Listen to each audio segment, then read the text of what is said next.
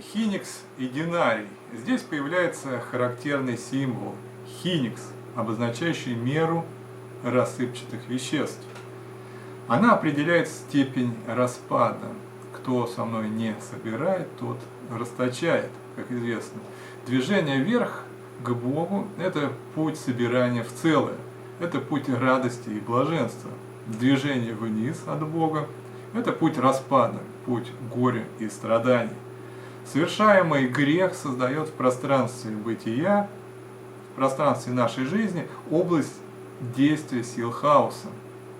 Они приносят боль и страдания. Это как язва на теле, только под телом подразумевается вся наша жизнь, от рождения до смерти.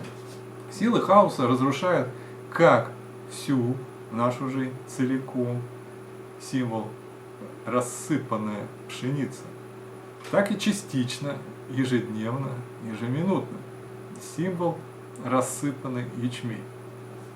И хиникс как раз и символизирует степень разрушения жизни, степень рассыпанности. Жизнь можно разрушить целиком, тогда получится хиникс пшеницы. Полностью рассыпанная жизнь – это смерть. А можно жизнь разрушить частично, тогда получится 3 хиникса ячменя.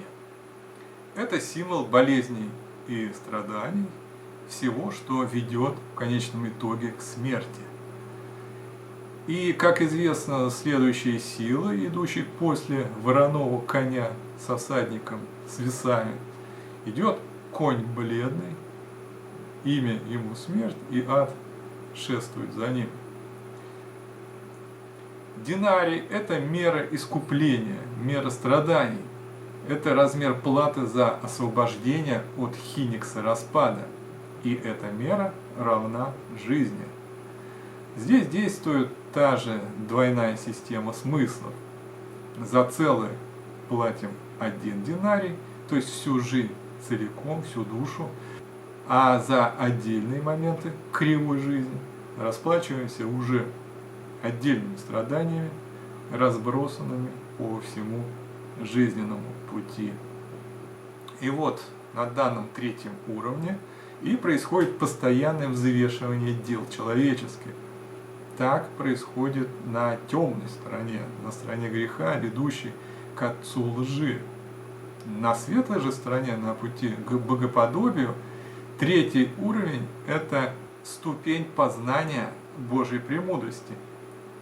1-я ступень – это Евхаристия, 2-я – исход из мирского образа жизни, переход в христианскую общину, и 3-я – это уже познание сакральных тайн Небесного Царства, вкушение манны небесной премудростью.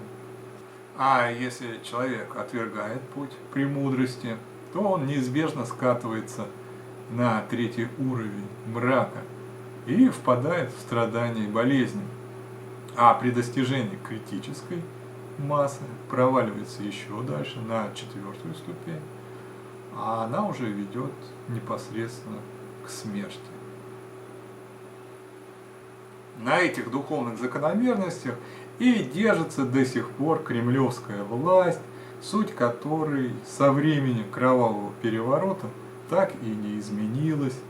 Изменился внешний фасад, но внутреннее это все та же богоборческая, человеконенавистническая, масонская, сионо-большевистская система. И те, кто стоит у истоков этой системы, кто ведает глубинами премудрости сатанинской, они являются настоящими правителями России. И они, народ наш несчастный, продолжают мариновать этой демонической системой, ведущей к болезням, страданиям и смерти. И выход из этой оккультной ловушки есть только один. Это причастие, соборность и познание литургической премудрости. И пока наш народ не займется познанием азов собственной веры, то всю жизнь так и будет бродить по кругу, переливать из пустого в порожнее и будет продолжать страдать, болеть и умирать.